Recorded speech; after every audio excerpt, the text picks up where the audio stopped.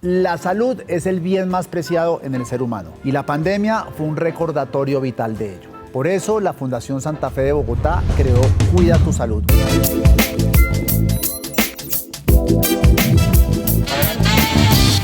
Un podcast donde hablaremos sobre enfermedades, tratamientos, curas y muchos otros temas más que son de su interés. Hoy hablaremos de cáncer de seno con el doctor Fabio Torres, quien es jefe de la sección de cirugía de seno de la Fundación Santa Fe de Bogotá, y con la doctora Gloria Palazuelos, quien es radióloga del Centro de Imágenes de la Mujer de la Fundación Santa Fe de Bogotá. Bienvenidos a Cuida tu Salud.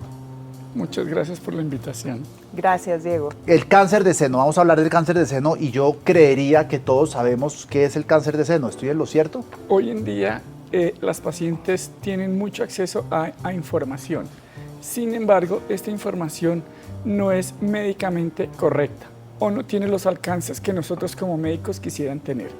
Por eso, muchos pacientes, basados en esta mala información, toman conductas inadecuadas que conllevan a que los tratamientos y los diagnósticos para cáncer de seno sean inadecuados y retrasen los correctos que sí realmente serían adecuados. Ahí quiero preguntarle, hoy Internet es un mar de información y las personas suelen entrar a Internet tan pronto sienten un bulto o algo, cáncer de seno. ¿Qué tan fidedigna, qué tan creíble, qué tan confiable es esa información que uno se encuentra en las redes, en Internet y foros y demás? Pues yo creo que hay que tener mucho cuidado con esa información porque no todas las pacientes, no todo bulto va a ser un cáncer. Hay patología benigna, hay patología de alto riesgo y hay patología maligna y una paciente no está en capacidad de poderlo diferenciar. Entonces creo que que la paciente, como se dice coloquialmente, googlee su enfermedad o su diagnóstico, eso genera una ansiedad muy grande en ellas y en su familia y pues muchas de las veces es innecesaria, es una ansiedad pues que no es lo que ellas imaginan porque termina siendo algo benigno. Independientemente de si uno busca o no en Internet, cuando a uno le dicen tiene cáncer de seno, lo que se le viene a la cabeza a una persona es si es mortal o no. ¿Es mortal el cáncer de seno? Si se descubre a tiempo, es una enfermedad que es absolutamente manejable y se ha convertido prácticamente como una enfermedad de tipo crónico. Así es que hay muchas cosas por hacer. Cada cáncer se diagnostica de manera completamente diferente y las tasas de curación en la actualidad son mucho más efectivas en comparación con años anteriores. ¿Por qué se ha mejorado esa tasa pues, que se curan? Porque se tiene mucho más conocimiento de la naturaleza de la enfermedad. Entonces, cáncer de seno no es un único tipo. Sabemos que hay varios subtipos y los tratamientos son completamente diferentes. De tal manera que la sobrevida de estas pacientes con estos subtipos de cáncer son completamente diferentes. Yo creo, Diego, que la enfermedad es mortal y si tú ves las cifras, es la causa número 1 de muerte en mujeres. Sin embargo, ¿el cáncer de seno? El cáncer de seno, sí. Sin embargo, las pacientes que fallecen son las pacientes que no tienen acceso a la salud, que no tienen cómo ser diagnosticadas tempranamente. Si un cáncer es diagnosticado pequeño, en etapa temprana, lo que aplica lo que dice el doctor Torres, son cirugías conservadoras que les va perfecto y la sobrevida es muy alta. Pero en este país y en Latinoamérica hay un gran porcentaje de pacientes que no tienen acceso a la mamografía y se detectan tumores cuando ya son grandes, palpables y eso afecta la sobrevida. El diagnóstico tardío tiene un impacto en la sobrevida. ¿Se puede prevenir el cáncer de seno? Pues en realidad no hay un método exacto para prevenirlo en su totalidad. Sin embargo, tenemos que conocer un poco más la enfermedad, tenemos que conocer cuáles factores de riesgo nosotros podemos tratar de prevenirlos. Estos factores de riesgo prevenibles son como por ejemplo la dieta o hábitos de vida saludables y no prevenibles son como por ejemplo la edad de la paciente o la historia familiar de cáncer de seno. Que es la genética. La genética como tal, eso no es prevenible. Entonces podemos trabajar sobre aquello que es prevenible, como lo que ya mencionamos anteriormente. Pero eso, si tú trabajas lo prevenible, no quiere decir que a la señora no le vaya a dar, porque uno puede tener los factores, la genética que no la sabemos, quién la tiene y quién no. Entonces, digamos que los hábitos saludables, la alimentación y todo esto que decía Fabio es importante, mas no te garantiza pues que no te vaya a dar. O sea, no es una enfermedad que puedas prevenir. Así es. Desde el punto de vista genético, cánceres genéticos son solamente el 10%, más 90% son aquellos relacionados con unos factores de riesgo que en realidad no sabemos cuál fue el que produjo la enfermedad como tal. Entonces, 90 versus 10. La gente cree que genético es lo más frecuente. No lo es así, No. está invertido. Pero esas cosas que son prevenibles, usted estaba hablando de la dieta, por ejemplo, pero el exceso de alcohol, consumo de drogas y demás también puede tener un efecto en el cáncer de seno o no está correlacionado. Claro que sí. Sí. Malos hábitos producen cáncer de cualquier tipo, parte. no solamente cáncer de mama. ¿Cuándo una mujer tiene que empezar a ser consciente de sus senos, de hacerse el examen palpable y demás antes de ir al doctor o cómo es esa educación que se le tiene que dar a la mujer? Pues yo creo que toda mujer desde la adolescencia, desde que se empiezan a formar los senos, debería ser consciente de lo que es normal para ella, ¿sí? Porque los senos tienen diferente textura, no todas las señoras tienen los senos iguales. Entonces, lo que para la paciente A es normal, para la paciente B puede no ser normal. Entonces, las mujeres con el autoexamen van conociendo la textura de los senos, lo que es normal para uno, y si detectan una anomalía en su normalidad, pues deberían acudir a un médico. Cuando estamos hablando de una anomalía, ¿es un bulto o también hay otro tipo de manifestaciones que le pueden prender a uno la bandera de alerta para ir al doctor? Sí, hay varias cosas, o sea, la más frecuente y la más conocida, digamos, son la masa palpable o el bulto o el nódulo o la anomalía, la induración, digamos, es como lo más frecuente.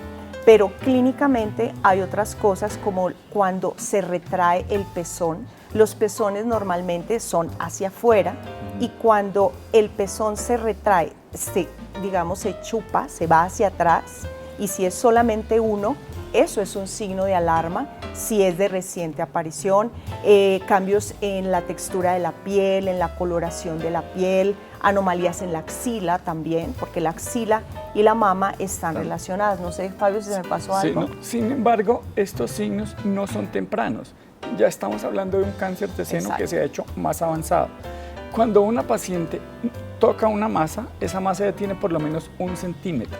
Entonces ya estamos hablando de tumores mamarios que no son precisamente los más tempranos como tal. Los más tempranos los vamos a diagnosticar con las ayudas de los Con las métodos imágenes. diagnósticos que Gloria muy bien maneja. Que eso es una mamografía Sí. y demás. Correcto. ¿A qué edad tiene que empezar una mujer a venir a hacerse sus exámenes y con qué frecuencia? Bueno, eso es una controversia a nivel, digamos, mundial, porque las guías de muchos países y de las entidades científicas más importantes, como en Estados Unidos, las guías del Colegio Americano de Radiología dice que a los 40 años debería de empezar una mujer a hacerse la mamografía. Sin embargo, la ley en Colombia es a partir de los 50 años. En Estados Unidos es después de los 40 cada año. En Colombia es después de los 50 cada 2 años. Entonces, este es un tema controvertido, no nos hemos podido poner de acuerdo.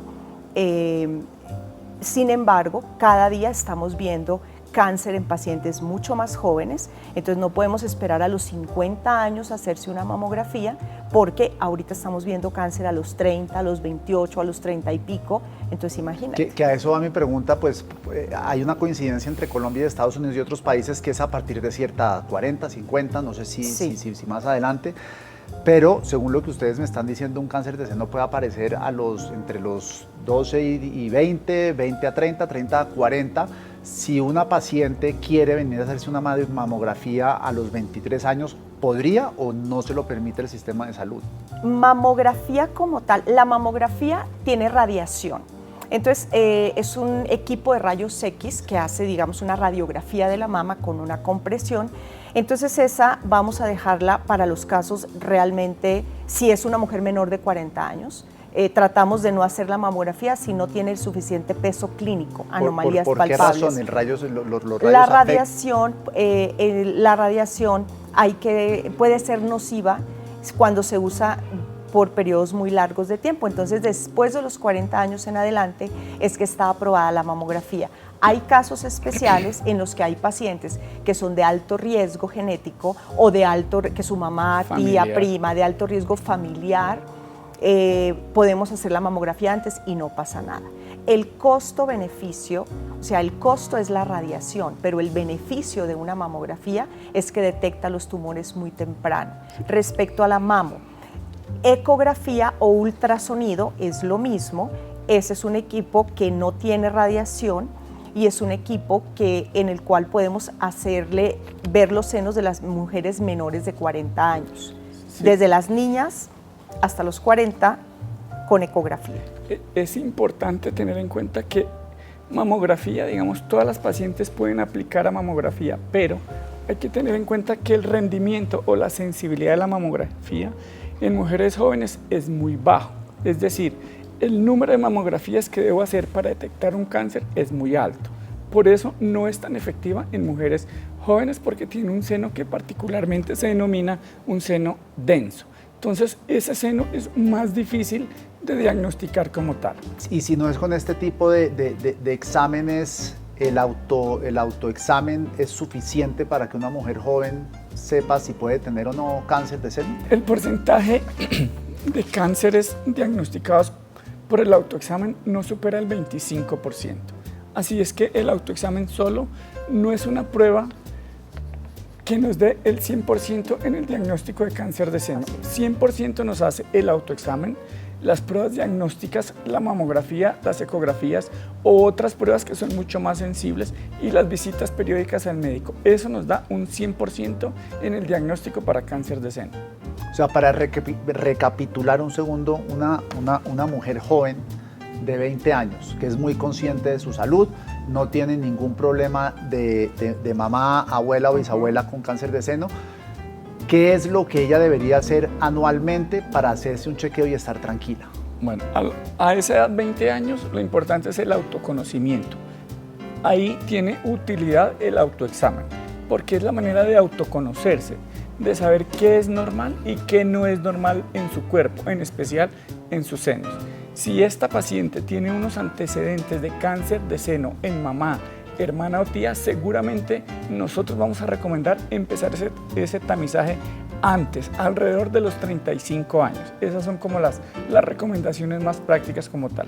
Sin embargo, hay que tener en cuenta que las mamografías son de tamizaje o de screening, es decir, hacer esa prueba en pacientes que son clínicamente sanas, mientras que las mamografías pueden ser también diagnósticas, es decir, la paciente, independiente de la edad, que sienta un bulto, una masa, esa paciente clasifica para que se haga una mamografía y o ecografía como tal.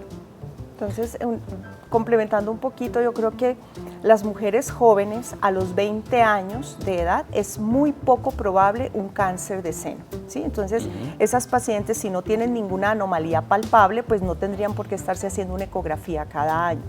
Conforme aumenta la edad, aumenta el riesgo del cáncer de mama. Ahorita, pues, hemos visto casos esporádicos, muy esporádicos, de cáncer de mama en pacientes de 28 años, pero no es lo usual. Yo diría que por los 30, 32, 35 ya empieza la curva a ascender y ahí sí, creo que después de los 30, 35, pues cualquier cosa extraña hay que ir a hacerse una ecografía y siempre no es, yo me formulo la ecografía, hay que visitar al especialista y ellos son los que dicen qué método diagnóstico es con el que más se beneficia la paciente. ¿Qué síntomas se empiezan a presentar en una mujer, además de los que acabamos de mencionar, en una mujer que padece de cáncer de seno? Bueno, hay algo que no mencionamos, Fabio, y es la secreción por el pezón. Creo que la secreción por el pezón, cuando es de color roja o negra, negruzca, o sea, roja más que todo, roja es la que es preocupante, y cuando es de un solo seno. hay enfermedades o condiciones que dan secreción por el pezón. Hay algunos medicamentos también que condicionan secreción lechosa, blanquecina, amarilla, verdosa. Esa secreción por el pezón son asociadas a cosas benignas cuando es en los dos senos, y cuando es espontáneo. El problema es cuando la paciente dice, estoy manchando mi brasier con algo rojo. Eso es un síntoma, además de lo que mencionamos, de lo anteriormente dicho, que hay que tener en cuenta. Secreción sanguinolenta. Y por ejemplo, pérdida de peso, cansancio, estrés. Digamos que esos síntomas sí están, pero ya son en estadios mucho más avanzados. Estadios tempranos son, por ejemplo, una secreción hemática, un bulto que la paciente notó, por ejemplo, una masa en la axila, una masa en la región supraclavicular. ¿Cuál es esa región supraclavicular? Arriba de la clavícula. Arriba de la clavícula, acá. Sin embargo, esos son estadios ya mucho más avanzados de la enfermedad, pero tempranos básicamente eso. Recuerden que el cáncer en la mayoría de las veces no duele cuando se diagnostica. Para lograrlo diagnosticar tan tempranamente, acudimos a los estudios radiológicos ampliamente conocidos, una mamografía o una ecografía o exámenes, como ya mencioné antes, que tienen una mayor sensibilidad y que aumentan la capacidad diagnóstica de estas pruebas. Pero si ustedes me dicen que el 90% aproximadamente de los casos de cáncer de seno es por malos hábitos, no necesariamente por la parte genética, ¿cuáles son esos malos hábitos y cómo prevenirlos? Es que se me hace la cifra bastante. No es por malos hábitos, creo que... Primero hay que hablar de una cosa que se llama factores de riesgo. Sí. Factor de riesgo es cualquier circunstancia que pueda hacer que una enfermedad se presente. Okay. Entonces, nosotros podemos tener, por ejemplo, no haber lactado, no haber tenido hijos, ¿cierto? Haber tenido una menopausia muy tardía. Ese tipo de factores de riesgo pueden incrementar, pero no necesariamente que tenga 1, 3 o 4 o 5 factores de riesgo hace que la enfermedad se aparezca. ¿Sí? Hay cosas que son inexplicables con relación a. Por eso, esos factores de riesgo, algunos pueden ser modificados y otros no son modificados. Y creo que para que no quede como un malentendido, los malos hábitos, por ejemplo, una alimentación con productos altamente procesados, el abuso del alcohol, Fabio lo mencionaba ahora, eso te condiciona no cáncer de seno, son elementos carcinogénicos para cualquier otro tipo de cáncer, ¿sí? Entonces, pues una vida saludable, una alimentación sana, un consumo moderado del alcohol, pues te va a llevar a que tengas menos riesgo por ese lado de un cáncer de seno y de otros cáncer, ¿vale? Pero no como un hábito, es que si yo como mal me va a dar cáncer, no, eso no es. O por no haber lactado o por no haber tenido hijos, no necesariamente. Como mencioné, uno puede tener muchos factores de riesgo o no puede tener ninguno y presentarse la enfermedad. Así es. ¿Las mujeres que tienen prótesis mamarias son más proclives a desarrollar un cáncer o tampoco está correlacionado? No, prótesis no es igual a cáncer. Exacto. Sin embargo, hay una patología que se ha relacionado con la presencia de estas prótesis que se llaman rugosas, es decir, que la superficie de la prótesis es áspera y se llama un linfoma anaplásico de células grandes. Y es muy rara, es una patología supremamente infrecuente, pero se presenta en un porcentaje muy bajo en estas pacientes que tienen estas prótesis y que tienen ciertas características. Y se caracteriza porque el seno es duro, pierde la morfología, se hace mucho más grande y hay lo que nosotros llamamos una contractura capsular y seroma, que es líquido abundante alrededor de las prótesis. Pero es muy raro, pero es una patología a tener en cuenta y a descartar. Yo quiero complementar lo que Fabio dijo, o sea, antes, al principio de cuando los implantes empezaron a ser usados en el mundo, había muchos mitos que condicionaban enfermedades inmunológicas, que condicionaban cáncer de seno, y fueron retirados esos implantes por la FDA en el año 2006, me parece. Fueron retirados del mercado los de silicona porque había habido muchos eventos esporádicos que salían. Posteriormente, la FDA retira esa restricción porque se demuestra... La FDA es la agencia de los Estados Unidos, sí, la agencia que regula, es como el INVIMA de acá, es el equivalente al INVIMA nuestro. Primero puso una restricción para los implantes de silicona porque se decía que condicionaban cáncer de seno y que condicionaban enfermedades inmunológicas. Posteriormente, pues se hacen los trabajos científicos de eso y se demuestra que esas pacientes eran casos aislados y que no era una relación con el implante. Entonces la FDA o el INVIMA de los gringos nuevamente da el aval para usar la silicona. O sea, la respuesta a tu pregunta es no, el cáncer de seno no está relacionado con los implantes, pero hay algo a tener en cuenta. Cuando las mujeres tienen implantes, la mamografía, hay un 15 o 20% del tejido que nosotros no podemos ver en la mamografía. ¿Por qué? Porque el implante lo tapa, ¿sí? Entonces, puede haber una lesión no detectada, pero más no relacionada con el implante. Las mujeres que tienen implantes deberían hacerse, además de la mamografía, una ecografía o ultrasonido para que nosotros podamos ver el 100% de la mama, porque siempre en mamografía va a haber una pequeña parte de tejido, 15-20%, que no lo podemos ver. Entonces es como tener en cuenta las señoras que tienen implantes, hay que siempre tener una ecografía adicional y aparte, para ver si el implante está roto o no roto, pues que no es el tema de este conversatorio, es la ecografía con la que lo podemos saber, porque la ruptura no da síntomas. ¿Cuáles son los tratamientos que existen hoy en día frente al cáncer de seno?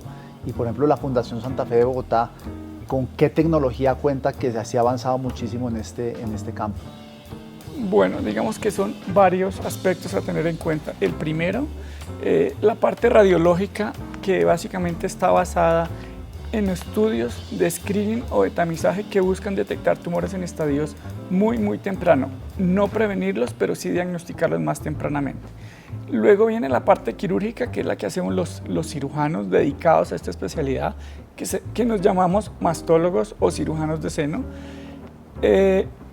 Y están los otros tratamientos adyuvantes, como por ejemplo la radioterapia, la quimioterapia, la hormonoterapia o los cirujanos plásticos que se dedican a hacer la parte reconstructiva. Todo esto apoyado con la parte psicológica o psico-oncológica que estas pacientes requieren para, una vez tengan la enfermedad, se adapten nuevamente a la sociedad. Yo tengo un comentario respecto a la tecnología. En Fundación Santa Fe tenemos en la parte de imágenes diagnósticas, en el Centro de Imágenes de la Mujer, contamos con mamógrafos de la más alta tecnología, que es la mamografía 3D o tomosíntesis. Tomosíntesis es digamos, el top de la mamografía. Hay varios tipos de mamógrafos, no todo el mundo tiene el tomosíntesis, lo tenemos acá, fuimos pioneros en Colombia. En el año 2012 llegó el primer mamógrafo 3D a Colombia y llega a Fundación Santa Fe. Hoy por hoy hay muchas instituciones que tienen, es un equipo muy costoso, por lo tanto no es accesible para cualquier centro radiológico y eso, la tomosíntesis detecta 30% más de cáncer invasivo que una mamografía que no tenga tomosíntesis. Entonces, Fundación es pionera en esta tecnología.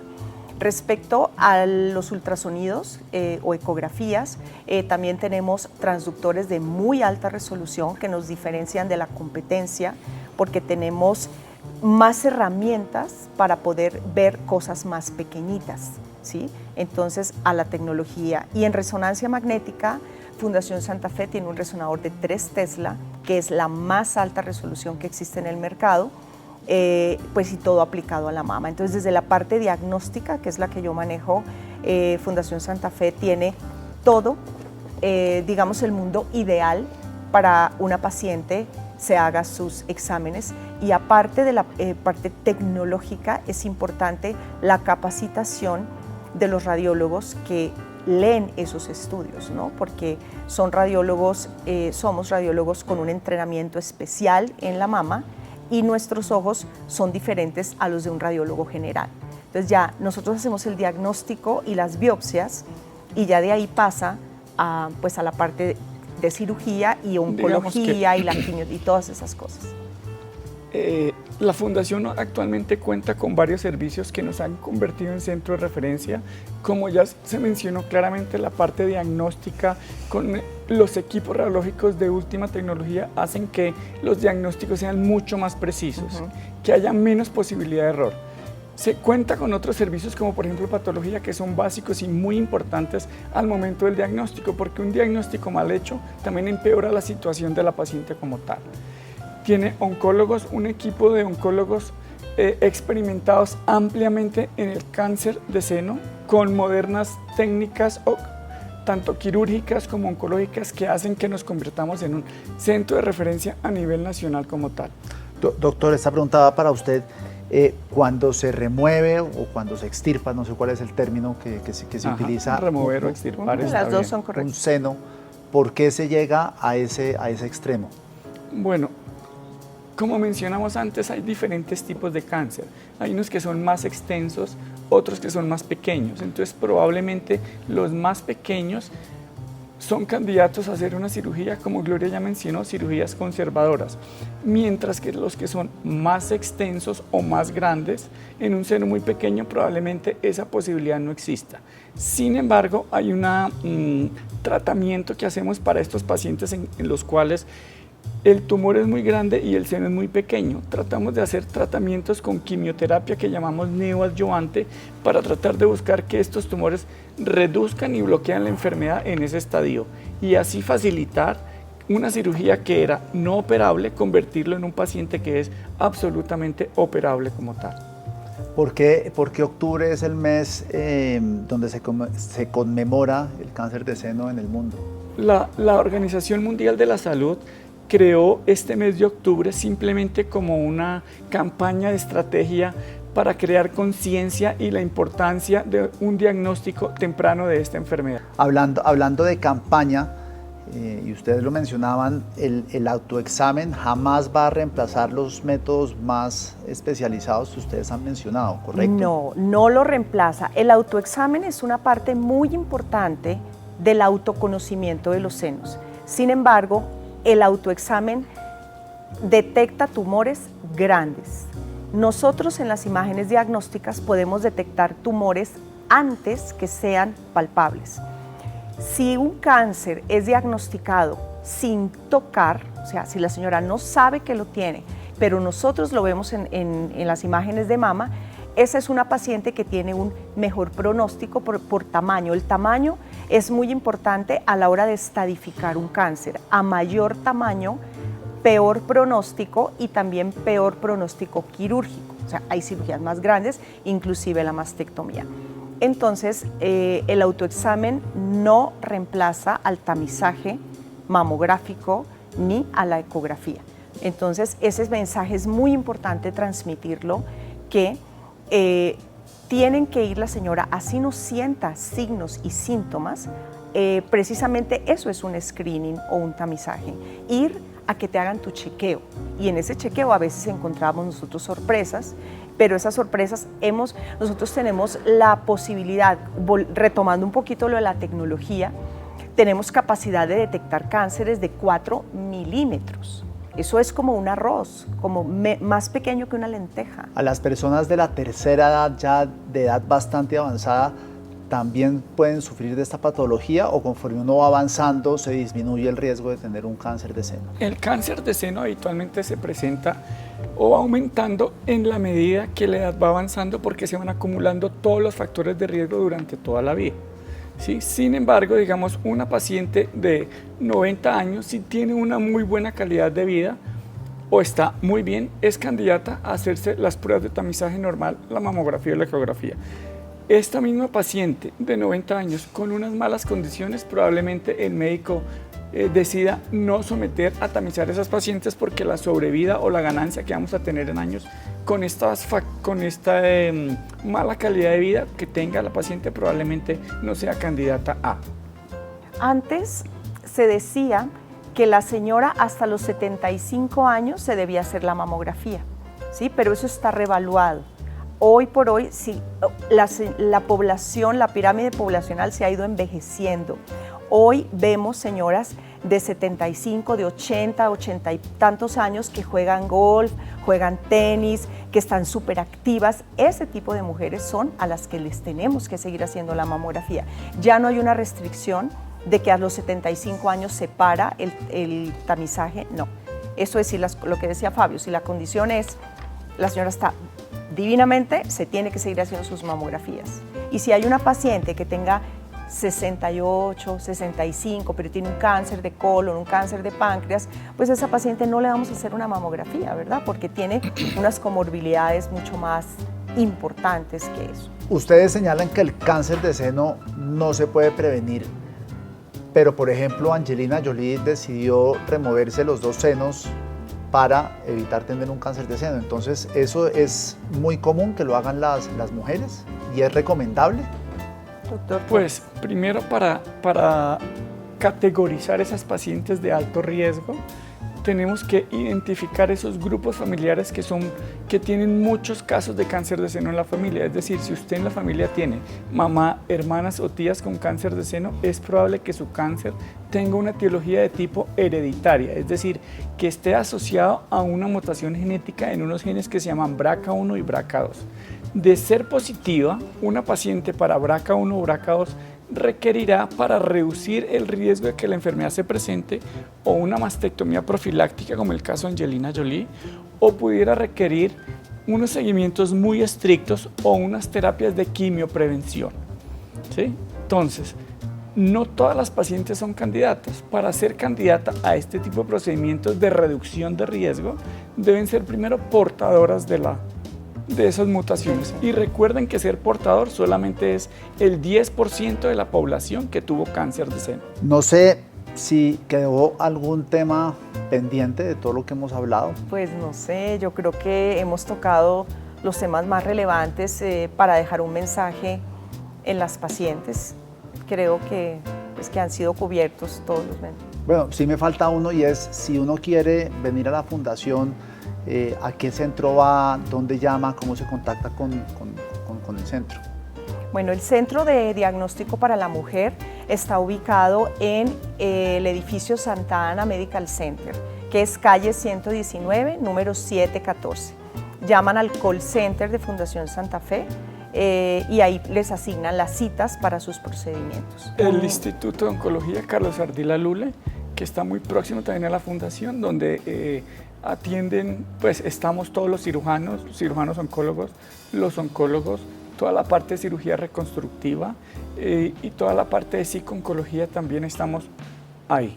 ¿Atienden de manera virtual o siempre es presencial? Presencial. Bueno, en Nosotros radiología las dos, es presencial. sí, los clínicos es diferente. En radiología la paciente tiene que ir a nosotros a hacer los exámenes. En radiología es presencial, ya con ellos es... Puede lo ser que- virtual o presencial, depende, ¿no? Es muy importante en una paciente que tiene alguna sospecha o que tiene el diagnóstico de un cáncer de seno, el trabajo multidisciplinario, el equipo multidisciplinario. ¿Qué quiere decir esto? Nosotros en Fundación Santa Fe trabajamos en estrecho contacto los radiólogos con los clínicos, con los patólogos, con el oncólogo, o sea, somos muchos actores alrededor de la paciente del cáncer de seno. Los psicólogos también. Sí, Sí, claro, hay apoyo psicológico, o sea, nosotros, la paciente llega con el doctor, con el mastólogo, el doctor detecta una anomalía, la paciente va a radiología, nosotros hacemos los procedimientos, la biopsia si es el caso, pasa a patología, patología hace el diagnóstico, sí o no es un cáncer, después de ese diagnóstico vuelve donde el doctor estipula si se opera o no se opera, y si antes de la cirugía tiene que ver el oncólogo para quimioterapia. Entonces es muy importante, eso es una gran fortaleza que tenemos en esta institución. El grupo de mama, nos reunimos cada 15 días a discutir los casos interesantes y siempre estamos trabajando así. Nos llamamos, mira, ahí va una paciente, hoy casualmente, ahorita en la mañana, mira, necesito que me atiendas a esta paciente, sí. Entonces, eso es una fortaleza porque la paciente no es aislada que viene sola acá. Y si yo detecto algo en una paciente que no viene por medio de nuestros mastólogos, sino viene de afuera, nosotros tenemos a dónde remitirla si ella así lo desea y si Y eso sucede. en realidad es una ventaja porque es un centro donde está, digamos, se puede centralizar todo. La paciente hace Exacto. la consulta acá, hace lo de imágenes, hace lo de patología, no tiene que desplazarse por toda la ciudad, que eso no es cómodo. Ser portador de un cáncer y hacer una prueba en cada extremo de la ciudad, entonces eso no va bien con la calidad de las pacientes en ese momento, en especial las que son portadoras de cáncer como tal. Pues, doctora Palazuelos y doctor Torres, muchas gracias por A ustedes estar por la aquí en Cuida tu invitación. Salud. A ustedes muchas gracias por habernos visto y escuchado. Recuerden escribirnos a través de nuestras redes sociales para saber sobre qué quieren hablar en futuros podcasts. Hagan clic en la campanita, síganos, suscríbanse al canal y compartan esta información con amigos, familiares, pues porque es muy importante y es una información veraz y fidedigna de dos eminencias de este mundo del cáncer de seno, de la medicina. Muchas gracias. A ustedes, Gracias. gracias.